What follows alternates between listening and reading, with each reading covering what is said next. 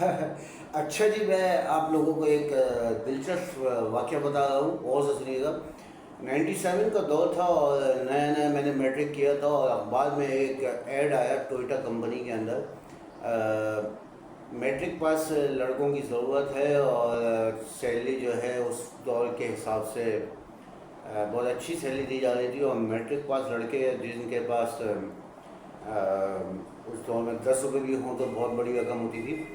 تو ہم نے بھی جو ہے اپلائی کرنے کے لیے سوچا، اور ہم جو ہے اس کمپنی میں چلے گئے۔ اس کمپنی میں جانے کے بعد جو ہے دیکھا کہ کمپنی جو ہے غالباً سیکنڈ فلور پہ، مطلب ان کا آفس جو تھا، جس کو ایچ آر ڈپارٹمنٹ کہتے ہیں، وہ سیکنڈ فلور پہ موجود تھا۔ تو ہم لفٹ بند پڑی ہوئی تھی، سیڑھیوں سے اوپر چلے گئے۔ اچھی ملٹی نیشنل کمپنی تھی، تو اندر گئے تو اندر 6-7 لوگوں کے بعد میرا نمبر آ گیا، اور انہوں نے انٹرویو کے لیے مجھے اندر کال کر لی۔ اور جب میں اندر انٹرویو کے لیے وہاں پہ گیا ہوں، تو سامنے جو ہے 2-4 لوگ بیٹھے ہوئے ہیں، اور بیٹھنے کے بعد جو ہے مجھ سے سوال کرتے ہیں کہ بیٹا آپ کی تعلیم کیا ہے؟ میں نے بتایا کہ ابھی فریش بالکل میٹرک کیا ہے میں نے، اور جاب کے لیے آیا ہوں۔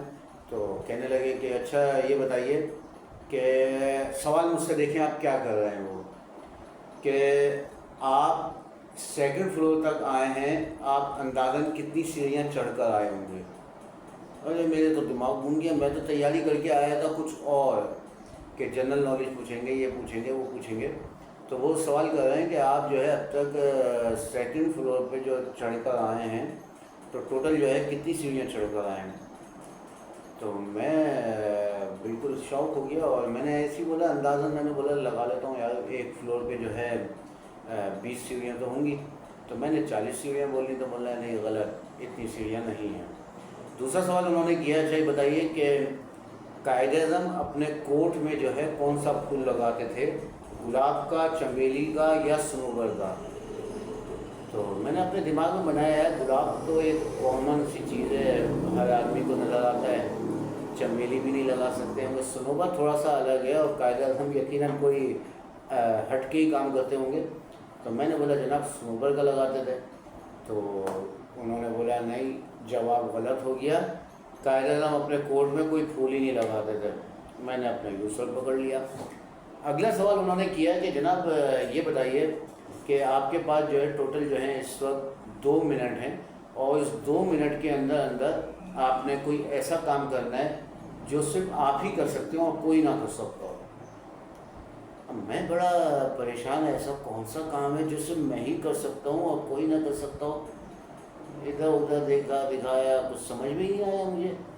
تو میں نے بس سمپل یہ کیا کہ کرسی اٹھائی اور اس کو جو ہے الٹا کر دیا۔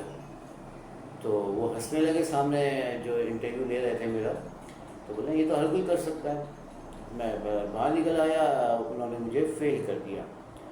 اب سوال یہ پیدا ہوتا ہے کہ باہر جو لڑکے کھڑے ہوئے تو انہوں نے مجھ سے سوال کیا، تو میں نے جواب دے دیا۔ ان میں سے ایک پٹھان بھی تھا، تو پٹھان نے جب یہ سنا سوال سنا تو وہ بھی اندر چلا گیا۔ لڑکا سا تھا وہ بھی، اور ڈیل ڈور میں یہ ہٹا کٹا تھا۔ تو خاتون نے جب ان سے سوال کرے تو اس نے جواب دیا، تو آخری سوال کے جواب میں کہ آپ کیا ایسا کام کر سکتے ہیں تو جو کوئی نہ کر سکتا ہو؟ تو پٹھان آپ کو پتہ ہے تھوڑے سے خر دماغ کے ہوتے ہیں، تو انہوں نے کیا کیا، قریب گئے اور رکھ کے جو ہے اس خاتون کو چماٹ مار دیا اس نے۔ تو چماٹ مار دیا، وہ خاتون بھی کچھ نہیں بول سکتی تھی، اور دیکھنے والے بھی کچھ سلسلے ایسے تھے، تو وہ چپ ہو گیا۔ اور اتفاق کی بات یہ ہے کہ اس کمپنی کے لاء کے حساب سے اس پٹھان کو وہ جاب بھی مل گئی۔ کہنے کا مقصد یہ ہے کہ کبھی کبھار جو ہے ہمیں رانگ وے بھی جا کر کچھ اچھا ہو جاتا ہے۔ ہم سوچ رہے ہوتے ہیں کہ یار کبھی کبھار تہذیب سے گر کر انسان کو کچھ حاصل کر لینا، مطلب حاصل ہو جاتا ہے۔ یہ ایک بہت سبق آموز واقعہ ہے اگر آپ اس کو سوچیں اور سمجھیں، کہ اللہ تعالیٰ نے آپ کے نصیب میں جو لکھا ہے وہ آپ کو انشاءاللہ تعالیٰ ملے گا۔ کوئی مائی کا لال کوئی ایسا شخص نہیں ہے جو آپ کے نصیب کو آپ سے چھین سکے۔ جزاک اللہ، اپنا خوب خیال رکھیے گا۔ السلام علیکم۔